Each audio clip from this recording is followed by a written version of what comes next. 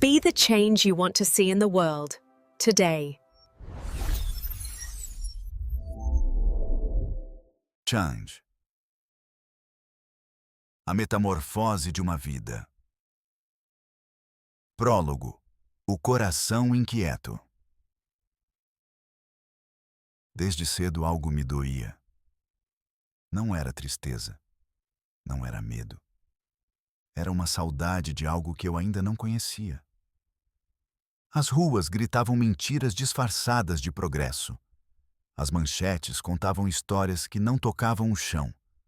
As pessoas corriam, mas para onde? Eu tentei caber. Fiz tudo certo. Estudei, venci, conquistei, sorri. Mas à noite, mesmo com o mundo aplaudindo, o vazio ressonava mais alto dentro de mim. Chamam de crise, chamam de busca espiritual, chamam de loucura, mas talvez seja apenas o coração se recusando a dormir. Eu não queria só mudar o mundo, queria me mudar, profundamente, inteiramente como a terra muda depois da chuva. Porque entendi, enfim, não há mudança verdadeira fora. Se dentro tudo continua igual, este livro não é um manual, é uma travessia, feita de pausas, de perdas, de pequenos despertares que ninguém viu. Se você já sentiu essa inquietação, esse não é por aqui, sussurrado pela alma, talvez essas páginas sejam para você. Não como um guia, mas como um espelho, um sussurro de volta para casa. Por que mudar? Não é reinventar-se. É lembrar quem se é, debaixo de tudo que ensinaram a ser. Capítulo 1. As primeiras perguntas. Antes de aprender a falar bonito, eu já perguntava demais. Por que as pessoas gritam quando estão tristes? Por que existe tanta pressa e tão pouca alegria? Por que mentem na televisão? Por que o certo parece fraco e o errado vence com aplausos? As respostas vinham em forma de silêncio, ou riso, ou raiva. Você pensa demais, diziam. Estraga o clima, reclamavam. Mas como calar um coração que nasce com ouvidos? Eu via o mundo como uma peça fora de compasso. Sentia a dor dos outros como se fosse minha. Desenhava futuros em folhas de caderno. Imaginava países justos, cidades gentis. Gente que ouvia, que olhava, que tocava sem machucar. Enquanto outras crianças queriam ser astronautas ou jogadores, eu sonhava ser mudança. Nem sabia o que isso significava, mas sabia que era possível. Na escola, aprendi a dividir. Na rua, a endurecer. Em casa, a observar. Foi aí que a dúvida virou inquietude. E a inquietude virou bússola. Eu não queria crescer para repetir. Queria crescer para descobrir e, se possível, transformar. Mas uma lembrança, aos 7 ou 8 anos, ficou cravada na alma. Na volta às aulas, senti algo estranho. Olhei para o quadro negro, o uniforme, os cadernos novos, e uma pergunta me atravessou inteira. Por que tenho que começar tudo de novo, se já vivi várias vidas e já fiz tudo isso antes? O mundo ao meu redor seguiu como se nada, mas dentro de mim, o tempo parou. E então, uma voz mansa, que não era minha, me respondeu em silêncio. Fique tranquilo. Um dia, você vai entender tudo. Naquele instante não tive medo. Tive paz e uma certeza quente que me abraçava por dentro. Sabia, sem saber como, que aquilo tinha a ver com Jesus. Um arquétipo de amor tão simples e tão imenso que fazia tudo ter sentido.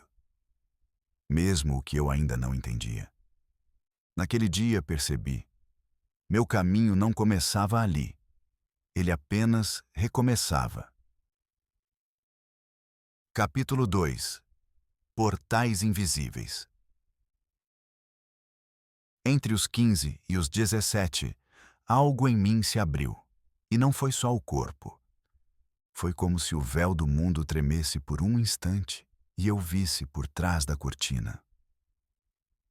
Entrei na minha primeira escola de mistérios.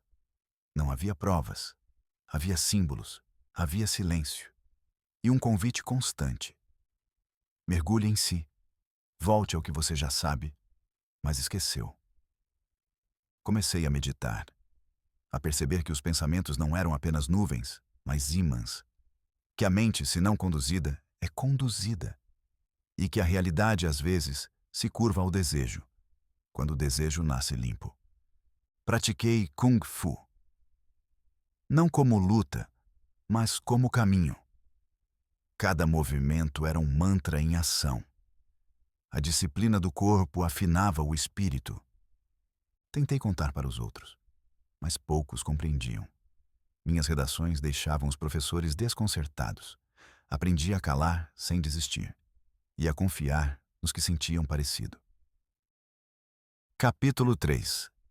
Atos de amor. Um dia uma ideia surgiu. Foi num jantar simples no restaurante Néctar, com meu amigo Carlos, que uma ideia nasceu como quem acende uma vela no escuro. E se usássemos nossos intervalos das aulas para fazer algo por quem tinha menos? Na semana seguinte, estávamos agindo. Com a autorização e apoio da diretoria, criamos as campanhas dos lanches. Fazíamos o rodízio das classes, que alternadamente traziam lanches extras para distribuir para as turmas que não tinham condições de trazer lanche. Recolhíamos os lanches todos os recreios, separávamos e os levávamos às salas das crianças, da turma das classes gratuitas da escola particular. Sem alarde, sem foto, com respeito e sorriso. Logo se juntaram Paulo, Cissa, Mariana e outros amigos que queriam fazer a diferença. Transformamos nossos recreios em rituais de gentileza. Durante anos, aquilo foi nossa verdadeira aula. Ali entendi. Servir também é orar com as mãos. E o invisível, às vezes, se revela no concreto. Capítulo 4. Força e forma. Aos 17 anos, entrei na faculdade como quem atravessa um portal. O vestibular foi vencido e celebrado. Fui parar na televisão. Objetivo: as melhores cabeças. Passei entre os primeiros em engenharia, numa das universidades mais respeitadas do país.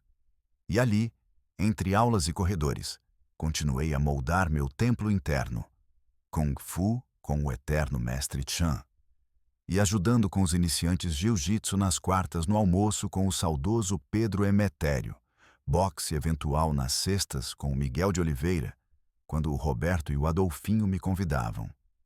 Tínhamos uma turma unida de monitores na academia. Jovens e determinados com uma vontade de criar um mundo melhor. Mas então, o inédito aconteceu na faculdade. Uma nota meio em álgebra linear. O mundo, por um instante, desabou, mas também ensinou. Aprendi a falhar sem desmoronar. Voltei às notas boas e compreendi que o saber de verdade não é o que se exibe, é o que transforma por dentro.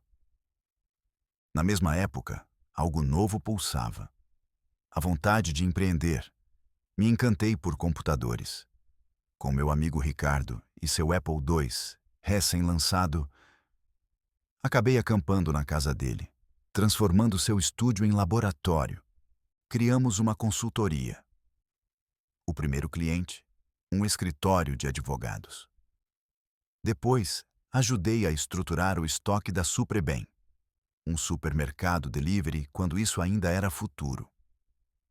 Também criamos um robô para uma feira de ciências infantil. Não tínhamos dinheiro. Tínhamos visão e aquela bendita ignorância de quem não sabe que é difícil e por isso faz. Na superfície, eu era força. Por dentro, começava a nascer a forma. Capítulo 5. Caminhos antigos, despertares novos.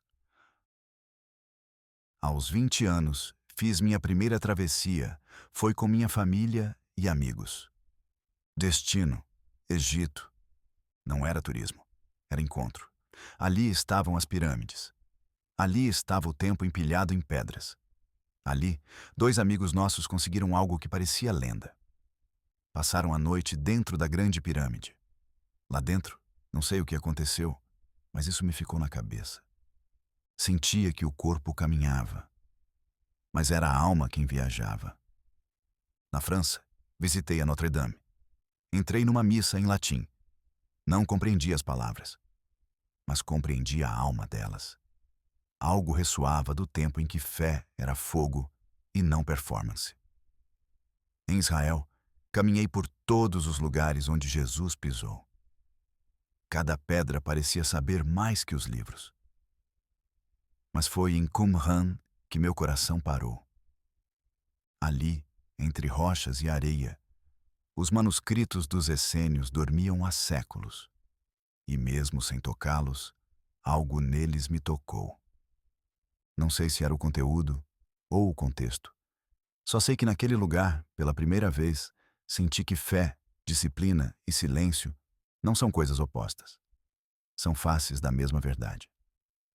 Mais tarde, subi a América até o berço do sol. Peru. Com os amigos Marcos e Pedro, desbravamos Machu Picchu com olhos de meninos e escuta de velhos. Inspirado no pernoite dos amigos na pirâmide, pensamos em passar a noite dentro do complexo arqueológico. Meditamos, respiramos, mas lembramos que, durante o dia, vimos uma cobra coral em Huayna Picchu. Decidimos voltar ainda de noite mesmo. A montanha, viva e silenciosa, nos guardava enquanto tentávamos morro abaixo descobrir no escuro a trilha de volta. Chegamos então em Águas Calientes guiados apenas pela intuição e a luz da lua. No caminho, encontramos gente que não parecia deste mundo. Falavam de duendes, de visões após comerem o cacto San Pedro. Não zombamos, apenas ouvimos, porque ali naquela noite qualquer certeza parecia arrogância. Voltei para casa diferente, mais leve, mais atento e talvez mais só. Porque nem todo mundo entende quando você começa a ver o invisível. Capítulo 6. Silêncios que desafiam. Com 22 anos, me formei em engenharia. Depois de tocar templos, desertos e montanhas sagradas, eu me vi de volta ao barulho do mundo comum. Mesas de trabalho, reuniões, ambições alheias vestidas de urgência. Mas algo já havia se quebrado. Ou talvez se revelado. Eu não era mais o mesmo. O que antes me movia já não me emocionava. O que antes parecia urgente, agora soava artificial. Comecei a silenciar, não por fraqueza, mas por necessidade. Fui me afastando de certas rodas, de certos ruídos, e pouco a pouco, de certas versões de mim mesmo. Tentei ainda buscar sentido nas estruturas antigas: religião, sucesso, status, aplausos. Mas já não cabia, já não fazia som dentro. A pergunta que surgiu não era mais o que vou fazer da vida, mas quem é esse que observa tudo em silêncio? Mudei rotinas, mudei ritmos, mudei o modo como olhava. A beleza voltou a morar nos detalhes. Numa fruta bem lavada, num banho demorado, num gesto sem nome, e no vazio entre um projeto e outro, eu comecei a vislumbrar algo que não era nem objetivo, nem promessa. Era paz. E pela primeira vez, não corri para registrá-la. Apenas fiquei e deixei que ela me reescrevesse. Capítulo 7. Da busca ao mapa. Anos adentro no mundo profissional, nem tudo era leve. Enquanto sonhava com símbolos e mistérios, eu também era cobrado a entregar resultados reais, rápidos, mensuráveis. E nesse choque entre o invisível e o concreto, a alma foi ficando espremida. Do Japão, eu rodava o mundo a cada 15 dias. Tóquio, Austrália, Argentina, Brasil, México, Filadélfia. E de volta a Tóquio. Fazia apresentações, liderava projetos, falava várias línguas, mas não falava comigo mesmo há meses. Minha esposa, cansada desse ritmo insano, decidiu passar um tempo com o pai dela em Florianópolis. Como meu roteiro global incluía o Brasil a cada 2 semanas, eu comecei a parar por lá para vê-la e dormia no sofá da casa do sogro. Até que um dia, ele me olhou com seriedade e disse: "Precisamos falar com o chefe desse garoto, porque isso não é vida." Naquele momento, pela primeira vez, eu também comecei a duvidar. Capítulo 8. Quando a mudança vira missão. Foi quando percebi, eu precisava mudar. Não só o ritmo, não só a rotina, mas a direção. Voltar ao Brasil parecia, pela primeira vez, não um passo para trás, mas um recomeço com propósito. Uma nova possibilidade apareceu. Um projeto gigante, nascendo do zero, como uma startup dentro de uma das maiores empresas de telefonia do mundo. Base no Rio de Janeiro, papel em branco. E uma chance real de aplicar tudo o que havia aprendido, de forma viva, humana e criativa. Liderei a estratégia desde o início.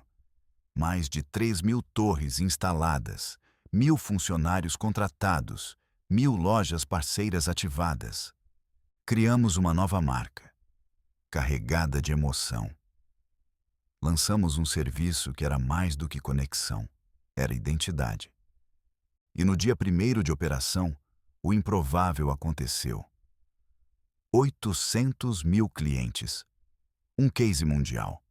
Era como se toda a bagagem acumulada até então, técnica, emocional, espiritual, finalmente tivesse encontrado forma. A mudança que eu tanto buscava agora não era teoria. Era tarefa. Era prática. Era impacto. E pela primeira vez, mudar o mundo parecia possível. Capítulo 9. Um novo coração no Rio de Janeiro. Foi então que meu filho nasceu. No meio de reuniões, planos estratégicos e metas ousadas, o Rio de Janeiro me deu algo que nenhuma conquista tinha dado: um novo sentido. Aquele pequeno ser, envolto em silêncio e pureza, colocou tudo em perspectiva. O mundo que eu tanto queria transformar agora era também o mundo que eu queria proteger. E não com discursos, mas com presença. Cada olhar dele era um lembrete, que a grandeza mora nas coisas pequenas, e que talvez o maior legado que eu pudesse deixar não fosse uma empresa, nem um projeto global, mas a maneira como eu o amava e me deixava ser transformado por isso. Ali, descobri um novo tipo de força, a de ajoelhar, brincar, escutar. E compreendi. Mudar o mundo é urgente, mas mudar-se para ser um bom pai é sagrado. Certa vez, precisei viajar à Espanha a trabalho. Meu filho tinha cerca de 1 ano. Passei uma semana fora, 7 dias de reuniões, voos, decisões e relatórios. Mas bastou um abraço dele para que tudo isso perdesse o peso. Ao chegar em casa, ele veio direto para o meu pescoço. Ficou ali, grudado em mim como se o tempo fosse feito só de saudade. Tive que tomar banho com ele no colo, porque simplesmente não queria sair. Aquela cena, molhada, simples, sagrada, me revelou uma verdade. Meu filho precisava de mim, e eu também precisava dele, e da minha esposa, e daquilo que não pode ser comprado nem acumulado. A vida de viagens, dinheiro e poder começava a perder o brilho, e algo mais profundo começava a bater à porta do meu coração. Capítulo 10. Construir para despertar. Voltar ao Brasil reacendeu em mim uma paixão antiga: criar o novo. Desta vez, fui chamado para São Paulo. Um dos maiores ícones do jornalismo e da mídia nacional buscava reinvenção, e eu fui convidado a liderar essa transformação. Não era apenas uma modernização, era uma ruptura. Era traduzir décadas de papel e rádio para a linguagem do digital, sem perder a alma. Reformulamos todo o ecossistema digital do grupo jornais e rádios online, plataformas mobile, web TV, mecanismos locais de busca, agência de notícias e até uma rede social, que por um período foi maior do que o próprio Facebook no Brasil. Ali, a inovação não era um produto, era um modo de ser. Reuníamos jovens talentos com veteranos da notícia, colocávamos todos na mesma sala, e o desafio era sempre o mesmo. Como informar com verdade, sem perder a velocidade do tempo digital? Foi intenso. Foi pioneiro. Foi transformador. Mas também exaustivo. Porque mudar estruturas tão antigas exige mais que estratégia. Exige escuta, paciência e fé. E aos poucos fui entendendo. Fimaçu, o mundo pode ser transformado por tecnologias. Mas as pessoas só se transformam por encontros reais. E foi isso que essa etapa me ensinou. Que inovação de verdade começa no humano e que mesmo os maiores sistemas só fazem sentido quando voltam a servir o essencial, a verdade, a conexão e o bem comum. Capítulo 11. A vida em alta definição. Entre Itália, França, Japão e Brasil, fui costurando experiências marcantes. Pelos corredores do poder e dos grandes projetos, eu já tinha vivido muitas vidas dentro desta mesma vida. Assumi posições de liderança. Tomei decisões que mudavam o rumo de empresas. Era respeitado, escutado, protagonista. Comprei meu apartamento com vista para o parque. Uma casa fantástica no clube de campo, onde ensaiava minhas tacadas de golfe.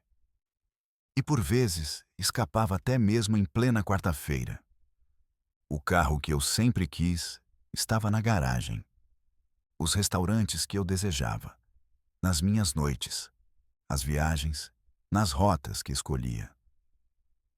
Conheci praias paradisíacas, mergulhei no Tahiti, em Fiji, nas Maldivas, em Bonaire. Cada lugar parecia um sonho encarnado. E cada história que vivia parecia ampliar o brilho da vida em terceira dimensão. Tinha histórias para contar, conquistas para exibir, experiências para recordar. E por um tempo, parecia que aquilo era mesmo o topo. Mas em silêncio, uma fresta de mim começava a se perguntar: é só isso? Porque mesmo com tudo, o tudo ainda parecia faltar alguma coisa. E então, o vazio apareceu. Me esqueci das minhas raízes. Me confundi com o personagem que eu mesmo havia criado. Engordei. Bebi demais. Minha pressão chegou ao limite. Meu corpo pediu um basta. E minha família sentiu. Não era mais possível fingir que estava tudo bem. Porque dentro, tudo já gritava há muito tempo. A alma, que um dia buscou os mistérios, agora estava soterrada sob relatórios e vinhos caros. A criança sonhadora adormecia cada vez mais fundo. Era chegada a hora de um novo tipo de coragem, a coragem de parar. De olhar com sinceridade. De lembrar quem eu era antes do personagem. E no fundo do fundo, naquela dor sem nome, o chamado voltava a sussurrar: ainda dá tempo. Capítulo 12. O retorno ao essencial. Era hora de mudar. Change. Não só como palavra, mas como urgência da alma. Deixamos a vida agitada para trás e nos mudamos para Florianópolis, terra da minha esposa, e onde o mar parecia sussurrar antigas verdades. Ali, entre praias e montanhas, comecei a lembrar de quem eu era antes do personagem. Voltei a nadar com regularidade. Caminhava pelas mais de 40 praias da ilha. O corpo acordava, a alma escutava. Troquei hábitos. Acordei mais cedo. Respirei com consciência. Comi com presença. Silenciei com gratidão. Brincava com meu filho no quintal. Sentia o cheiro da terra molhada. Andava descalço. Ouvia o silêncio. E ele falava. Entendi que transformação não começa em grandes decisões, mas em pequenos gestos vividos com inteireza. Era um recomeço, não de fora para dentro, mas do centro para tudo. Capítulo 13. O clamor das ruas. Minha vida parecia equilibrada, mas o país gritava. A corrupção transbordava nas manchetes. E milhões de pessoas foram às ruas. Eu também fui. Porque não dá para transformar-se por dentro e ignorar o que acontece fora. Escrevi, falei, conectei, me engajei. Depois veio a pandemia. E com ela, o medo, a confusão, a manipulação. Estudei dados. Tentei ajudar governos e mídia a comunicar com serenidade. Era possível salvar vidas com ação, não com pânico.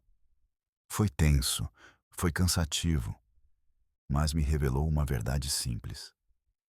A transformação individual precisa encontrar sua voz coletiva, ou ela seca por dentro. Capítulo 14. O corpo que grita. A tensão política, o peso da pandemia, o excesso de tudo. Voltei a me descuidar. Engordei. Bebi demais. Me perdi.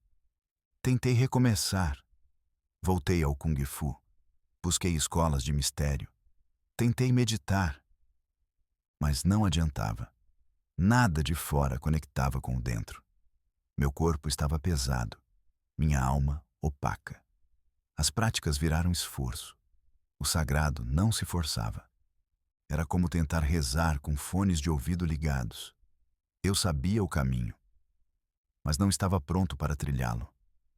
Até que o corpo gritou. E o grito não pedia mais técnicas. Pedia rendição. Capítulo 15. A ficha que cai. Aos poucos, a ficha foi caindo.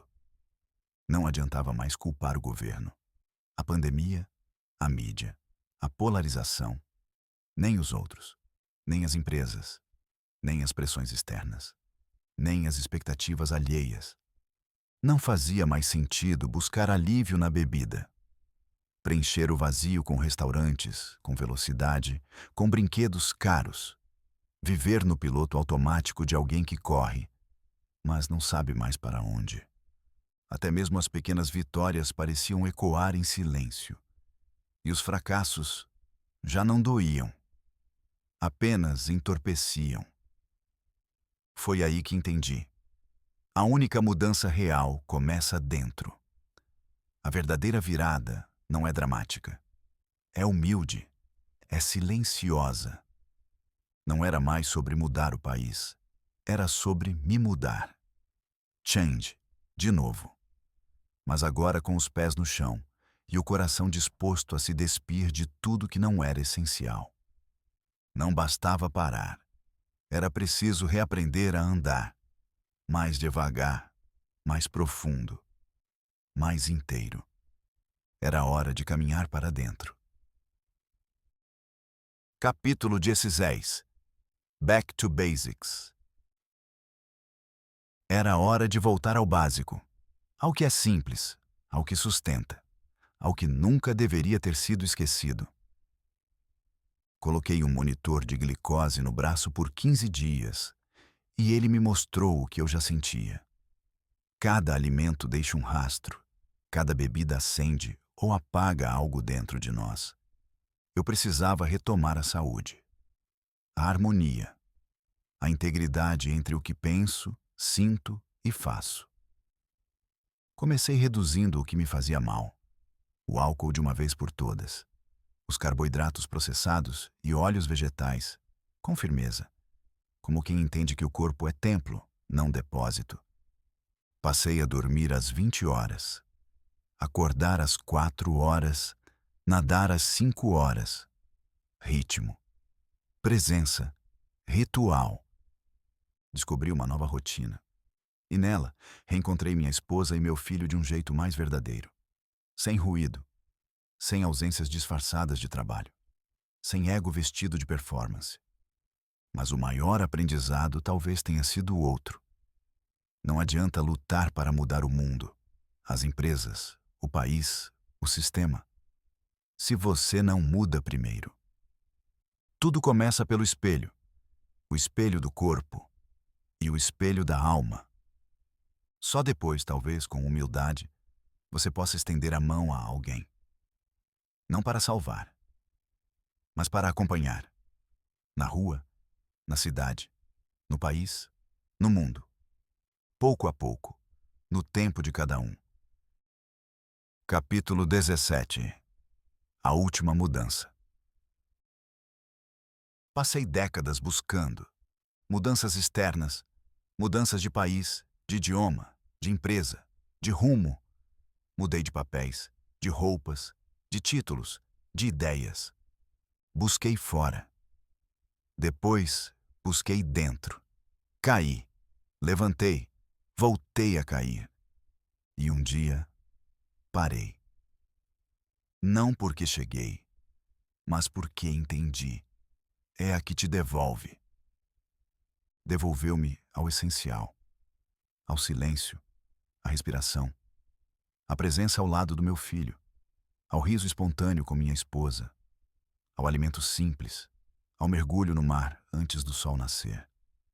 A última mudança não tem plateia, não tem cronograma, nem conquista. Ela é invisível, mas irradia. Porque quando você muda, de verdade, você não vira outro. Entendi que a maior transformação não é aquela que brilha, é a que se dissolve, não é a que te mostra, você vira você. E só então, talvez, o mundo comece a mudar também. Be the change you want to see in the world, today.